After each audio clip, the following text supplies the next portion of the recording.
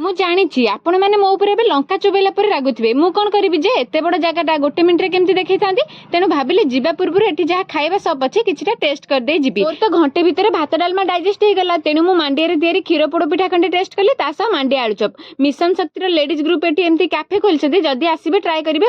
ଆଉ ହଁ, ଏଠି 150 ଟଙ୍କା ଦେଇ କୋଲ୍ଡ କଫି ପିଇବା ଅପେକ୍ଷା ଘରେ କଫି ଆଉ କ୍ଷୀର ନେଇ ବନେଇ ପିଇଦେବେ ହେଲା। ଫାଇନାଲି ପୁରା ବସ୍ ଷ୍ଟାଣ୍ଡଟା ଚକ୍କର କାଟିବା ପରେ ଆଉ ତ ଚାଲିବାକୁ ବଳ ନଥିଲା। ଇଚ୍ଛା ହଉଥାଏ ଏରୋପ୍ଲେନରେ ସିଧା ଉଡ଼ିକି ଯାଇ ଘରେ ପଡନ୍ତି କି, କିନ୍ତୁ ମୋର କିଛି ଜିନିଷ କିଣିବାର ଥିଲା ତ ମାର୍କେଟ ବିଲ୍ଡିଂ ରେ ହାଜର ହେଇଗଲୁ। ପୂର୍ବଥର ଯୋଉ ମଲ୍ ଯାଇଥିଲୁ ସେଠି କେଥର ଗଲୁ ଯେ ମୋ ଜିନିଷଟା ମତେ ମିଳିଲାନି। ଆଉ ଏଇଟା ବି ମୁଁ ଜାଣିଥିଲି। ସତ କଥାଟା ହେଲା ହାଇଫାଇ ମଲ୍ ରେ ତ ତମ ଜରୁରୀ ଜିନିଷଟା ଜମା ମିଳିବନି, କିନ୍ତୁ ରୋଡ ସାଇଡ୍ ରେ ମିଳିଯିବ, ଯେମିତି ମୁଁ ପାଇଗଲି। ପରେ ପିପିଲି ପାଖରେ କାରୁକାର୍ଯ୍ୟ ଦେଖି ଟିକେ ରହିଗଲୁ। ଆଉ ଆଜ୍ଞା ମୋ ଚବର ଚବର ଫେସ୍ ଏକ୍ସପ୍ରେସନ କୁ ଟିକେ ଇଗ୍ନୋର କରନ୍ତୁ। ଆକ୍ଚୁଆଲି ଚାଲି ଚାଲି ମୋ ମୁଣ୍ଡ ଖରାପ ହେଇଯାଇଥିଲା, ତ ମୁଁ କଣ ଗପୁଥିଲି ନିଜେ ବି ଜାଣିନି।